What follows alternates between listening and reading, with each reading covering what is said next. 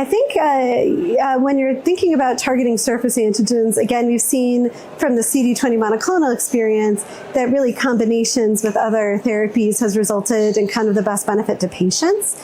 Of course, they're used for things like concomitant autoimmune cytopenias, but when you're looking at really improving progression-free survival, it's kind of added to other therapies. So I think as we explore new targets, certainly making sure we know which therapies are best to combine them with. As we've seen, rituximab added early into ibrutinib treatment in a randomized phase 3 trial did not improve the progression-free survival compared to ibrutinib alone. And that's, of course, different than what we've seen with acalabrutinib or obinutuzumab does in patients without deletion 17p.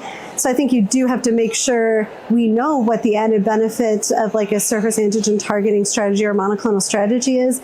But I really see that this continuing to be a combination with other like rational therapies. And I do really hope that we continue to look at use of some of these antibodies kind of later into treatment when disease burden's lower.